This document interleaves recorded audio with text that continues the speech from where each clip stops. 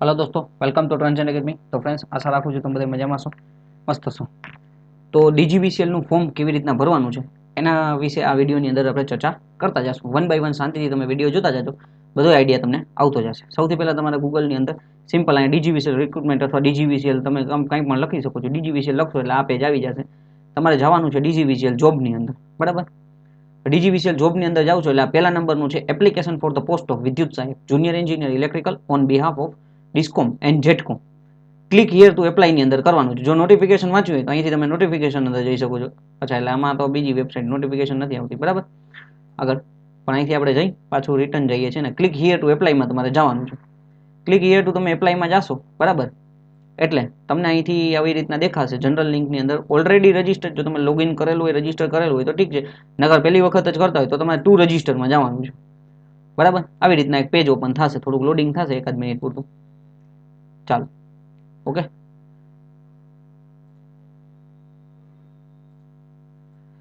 હવે બેઝિક તમારે અહીંયા તમારું નામ, બરાબર, તમારા ટાઇટલ એટલે મિસ્ટર, મિસિસ, શ્રી, શ્રીમતી જે કાંઈ પણ લગાડતા હોય, પછી ફર્સ્ટ નેમ, પછી અહીંયા પપ્પાનું નામ અને અહીંયા તમારી surname, mobile number, confirm mobile number, email address, પાછું ઈમેલ એડ્રેસ, બરાબર, કન્ફર્મ કરવાનું છે। ડેટ ઓફ બર્થ, બરાબર, ડેટ ઓફ બર્થ, જેન્ડર તમારે સિલેક્ટ કરવાનો છે, ઇન્ડિયન નેશનાલિટી જે કંઈ પણ તમારી હોય એ પ્રમાણે તમારે કરવાનું છે, ઓકે। વન બાય વન તમારે આટલું કરી અને જનરેટ ઓટીપી કરવાનું છે, એટલે તમારા મોબાઈલ નંબર ઉપર ઓટીપી આવશે, એ ઓટીપી નાખી દો એટલે આઈ અગ્રી કરી આ જે કેરેક્ટર દેખાય છે કરી અને રીવેરીફાઈ કરી દેવાનું છે। ત્યાર પછી આપણે આગળ વધીએ, ઓકે ફ્રેન્ડ્સ। આગળનું બધું તમે કમ્પ્લીટ વ્યવસ્થિત રીતે ભરી દેશો એટલે આવી રીતના તમારું મતલબ જે ટીક કરવાનું આવશે, બરાબર, તમારું નામ બરાબર છે, મોબાઈલ નંબર બરાબર છે, બર્થ ડેટ બરાબર છે, એ બધું વ્યવસ્થિત રીતે રજીસ્ટ્રેશન કરી આવી રીતના, બરાબર, અને તમારું બધું વ્યવસ્થિત રીતે તમે કમ્પ્લીટ કરી આવી રીતના ફોર્મ આવશે એટલે પછી તમારે સીધું ગો ટુ એપ્લિકેશનની અંદર જવાનું છે, ઓકે।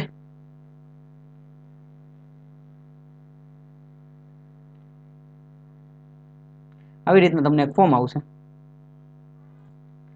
અહીંયા તમે તમારા મમ્મીનું નામ, ત્યાર પછી અહીંયા તમારે મેરિટલ સ્ટેટસ, તમારે મેરિડ અનમેરિડ જે કાંઈ પણ હોય તમારે લખવાનું છે। પોસ્ટ નેમ તો વિદ્યુત સહાયક જુનિયર એન્જિનિયર ઇલેક્ટ્રિકલ આવશે, બરાબર। હવે કંપની પ્રિફરન્સની અંદર તમારે નક્કી કરવાનું છે, ભાઈ તમારે પહેલાં જેટકોમાં જવું છે, તમારે પીજીવીસીએલમાં જેટકોમાં ઈચ્છા હોય, જેમ કે ભાઈ જેલા અહીંયા ઈચ્છા હોય કે મારે જેટકોમાં જોબ કરવી તો હું જેટકોમાં રાખું છું। પછી ઈચ્છા હોય કે ભાઈ જેમ કે હાલો માનો હું કે હું જામનગરમાં રહું છું, જેટકોમાં વારો નથી આવતો તો હું ટ્રાય કરીશ કે મારું પીજીવીસીએલની અંદર વારો આવે, કારણ કે હું જામનગરમાં રહું છું। એવી રીતના જે લોકોને એમજી, યુજી, ડીજી લાગુ પડતું હોય ત્યાર પછી નજીકમાં શું લાગુ પડે તો કે ભાઈ એક કામ કરીએ, હાલો એમજીવીસીએલ છે, ત્યાર પછી આપણે યુજીવીસીએલ ને ત્યાર પછી આપણે ડીજીવીસીએલ, ચાલો ડન, અહીંયા સુધી ઓકે। એટલે આવી રીતના કંપની પ્રિફરન્સ તમારે તમારી રીતે કરવાનું, તમને જે મજા આવે એ પહેલા જેટકોમાં સૌથી વધારે રિક્વાયરમેન્ટ છે એટલે બને ત્યાં સુધી પહેલા જેટકો કરજો, પછી તમારે આ 4 કંપની જે ડિસ્ટ્રીબ્યુશનની છે, બરાબર, તો એ ડિસ્ટ્રીબ્યુશનમાંથી તમને કઈ પહેલા લાગુ પડે, તમે યુજીવીસીએલ ની અંદર આવો છો, એમજીવીસીએલ, ડીજીવીસીએલ કે પીજીવીસીએલ, બરાબર, જેમ કે હું જામનગરમાં રહું છું તો મારે જામનગરમાં પીજીવીસીએલ, તો હું એવું ટ્રાય કરીશ કે ભાઈ જેટકોમાં ન મળે તો મને પીજીવીસીએલમાં, એટલે આ રીતના આપણે જોવાનું છે। પછી are you domicile of Gujarat એટલે એમાં યસ જ કરવાનું છે, બરાબર। એક્સ સર્વિસમેનમાં નો આવશે, પીડબ્લ્યુડી પર્સન જો હોય તો યસ કરવાનું, નકર નો કરવાનું છે। પછી ડિપેન્ડન્ટ રિટાયરમેન્ટ તો એમાં બને ત્યાં સુધી નો જ આવશે, બરાબર। અગર તમારા પપ્પા અથવા કોઈ વ્યક્તિ જે લોકો આની અંદર શું કહેવાય જોબ કરીને એ રિટાયર થઈ ગયા હોય અને તમે એના ઉપર ડિપેન્ડન્ટ હોય તો તમારે યસ કરવાનું જ, બાકી નો આવશે, બરાબર। Are you willing work shift night, તો કે આપણે બધું કામ કરવા તૈયાર છીએ, નાઇટ ડ્યુટીમાં આપણે આવી જશું। કેટેગરીમાં ઓપન હોય, AWS, SCBC જે કંઈ પણ તમારી કેટેગરી હોય તમારે કેટેગરી વ્યવસ્થિત રીતે ભરી દેવાની છે, બરાબર। ત્યાર પછી તમારે તમારું એડ્રેસ કરી ત્યાર પછી અહીંયા તમારે પાછું પરમેનન્ટ એડ્રેસ ભરવાનું છે અને સેવ અને નેક્સ્ટ કરી દેવાનું છે, ઓકે। આગળનું કમ્પ્લીટ કર્યા પછી તમારે આવી રીતના અધર ડિટેલ્સની અંદર આવશે, whether the FIR criminal case even has been registered against you, તો કે ભાઈ આપણા ઉપર કાંઈ કેસ થયો હોય તો ક્રિમિનલ કેસ, બરાબર, એમાં નો આવશે। હેવ યુ બીન અરેસ્ટેડ, તો ભાઈ નથી, આપણે ભાઈ ક્યાંય નથી થયા, તો પછી એવી નોકરી કરવા થોડી આવી। Have you ever been tried to convict the adequate the court law of criminal, ના ભાઈ કાંઈ નથી કર્યું। Have at the execute any bond keeping page peace good behaviour under the proceeding the CRPC, તો કે એમાંય આપણે નો આવશે, બરાબર। Even hand process the against by school, ના ભાઈ કાંઈ નથી થયું। Are you facing any criminal proceeding, ના ભાઈ કાંઈ નહીં। અને is there any departmental inquiry court against, કાંઈ નથી। વિઝિબલ માર્ક એટલે કોઈ પણ એક માર્ક વિશે તમારે બતાવવાનું છે, ભાઈ તમારી પાસે પાન કાર્ડ હોય તો આવી રીતના પાન કાર્ડ નાખવાનું, પાન કાર્ડના number, have you driving licence તો ડ્રાઇવિંગ લાઇસન્સના નંબર, બરાબર। હેવ યુ વોટર આઈડી તો વોટર આઈડી, પાસપોર્ટ તો પાસપોર્ટ યસ હોય તો યસ કરવાનું, ન હોય તો ન કરવાનું, બરાબર, જે ડિપેન્ડ્સ તમારા ઉપર છે। વિઝિબલ આઈડેન્ટિટી એટલે તમારા બોડીની અંદર કોઈ પણ એક નિશાન છે એવું નિશાન આપણે બતાડવાનું છે, બરાબર। ત્યાર પછી આ બધું વ્યવસ્થિત રીતે ફિલ કરી અહીંયા ટીક કરી, બરાબર, અને તમારે સેવ એન્ડ નેક્સ્ટ કરી દેવાનું છે. હાલો દોસ્તો, તો આગળની પ્રોસિજર જેવી રીતના તમે કમ્પ્લીટ કરશો એટલે તરત જ તમારે આવું ફોર્મ ઓપન થઈ જશે, બરાબર. હવે આની અંદર તમારે એજ્યુકેશનલ ક્વોલિફિકેશન ડિટેલ્સ તમારે નાખવાની છે.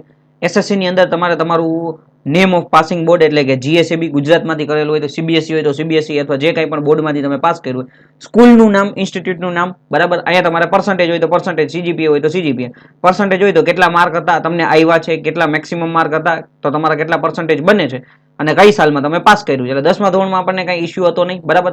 ત્યાર પછી આપણે એચએસસી ની ડિટેલ્સ ફરજિયાત હતી, હવે નીકળી ગઈ છે, ફોર્મમાં એ લોકોએ અપડેટ કરી દીધું છે. એટલે જે લોકોએ ડિપ્લોમા કરેલું હોય તો એને એચએસસી ની ડિટેલ્સ નાખવાની આવતી નથી. 12 સાયન્સ કરેલું હોય તો એ લોકોને એચએસસી, 12 સાયન્સ પછી બીઈ કરેલું હોય તો એમના માટે એચએસસી ની ડિટેલ્સ નાખવાની આવશે. બાકી જેમ કે મેં ડી2ડી કરેલું છે તો એટલે મેં 12મું ધોરણ ભણ્યો જ નથી તો એચએસસી ની મારે ડિટેલ્સ આવતી નથી. ઓકે. હવે ત્યાર પછી આપણે યુજી ડિગ્રીની વાત કરીએ તો કે અહીંયા આપણે બીઈ ઇલેક્ટ્રિકલ અથવા બીટેક ઇલેક્ટ્રિકલ તમે જે કંઈ પણ કરેલું હોય એનામાં ટીક કરવાનું છે. અહીંયા તમારી કોલેજનું નામ, સ્કૂલ અથવા ઇન્સ્ટિટ્યૂટનું નામ આવશે, બરાબર. ત્યાર પછી અહીંયા તમારે પર્સન્ટેજ લખવાના છે, બરાબર. તો પર્સન્ટેજ માર્ક ઓફ 7th અને 8th semester last year of degree without ATKT, એટલે તમારા પર્સન્ટેજ અહીંયા લખવાના છે. તમારા પર્સન્ટેજ કેટલા થાય છે, જો જીટીયુ ની અંદરથી તમે બીઈ કરેલું હોય તો સ્ટુડન્ટ ગ્રેડ હિસ્ટ્રીની અંદર તમારા પર્સન્ટેજ તમને મળી જશે, અથવા તમે જીટીયુ ની અંદરથી સ્ટુડન્ટ ગ્રેડ પર્સન્ટેજનું સર્ટિફિકેટ પણ મેળવી શકો છો ઓનલાઈન. ઓકે. હવે અહીંયા જે મેઇન બધાને પ્રોબ્લેમ આવે છે અહીંથી હવે જોવાનો છે. સીજીપીએ ની વાત કરીએ, સીજીપીએ ની અંદર કેટલાયને પર્સન્ટેજ હોઈ શકે જો બીજી યુનિવર્સિટીમાં હોય તો, બાકી વધારે પડતું આપણે જીટીયુ વાળા વિદ્યાર્થી મિત્રોને સીજીપીએ છે. તો મેક્સિમમ સીજીપીએ ની અંદર શું આવશે તો કે એમાં 10 આવશે, બરાબર. હવે સીજીપીએ ઓપ્ટેન તો જેમ કે મેં બીઈ કરેલું છે તો મને 7.99 આવેલા છે, એટલે સીજીપીએ ઓપ્ટેન કેટલા થઈ ગયા 7.99. હવે અહીંયા આપણે જોવાનું છે કે ભાઈ સીજીપીએ મલ્ટીપ્લાઇંગ ફેક્ટર, બરાબર, સીજીપીએ મલ્ટીપ્લાઇંગ ફેક્ટર. તો હવે અહીંથી આપણે જોવાનું છે સીજીપીએ મલ્ટીપ્લાઇંગ ફેક્ટર શું થશે. હવે અહીંયા તમે જુઓ તો સૌથી પહેલા હું તમને પર્સન્ટેજનું મારી પાસે જે સર્ટિફિકેટ છે તો એમાં પર્સન્ટેજ કેવી રીતના કાઉન્ટ કરવાના છે એ અહીંયા બતાડેલા છે. તો અહીંયા તમને એવું કીધું છે કે સીજીપીએ અથવા સીપીઆઈ -0.5 into 10 આવી રીતના થશે. એટલે હું તમને અહીંયા કહેતો જાઉં, બરાબર, આવી રીતના. અને આપણે બંધ કરીએ છીએ. આ આપણું ફોર્મ્યુલા છે, બરાબર, અને આપણે મોટું કરી લઈએ. હવે શું કહી છે આપણને 7.99 મને સીજીપી હતા, બરાબર. 7.99 -0.5 into 10, બરાબર, એટલે into 10. તો મારા આપણા પર્સન્ટેજ કેટલા થયા 7.99 -0.5 અને into 10. આ ફોર્મ્યુલા જીટીયુ એ આપેલો છે એટલે મારે પર્સન્ટેજ થાય છે 74.9. આટલા પર્સન્ટેજ બને છે, બરાબર. તો મારે અહીંયા પર્સન્ટેજ લખવાના કેટલા થશે તો કે અહીંયા લખવાના થશે 74.9.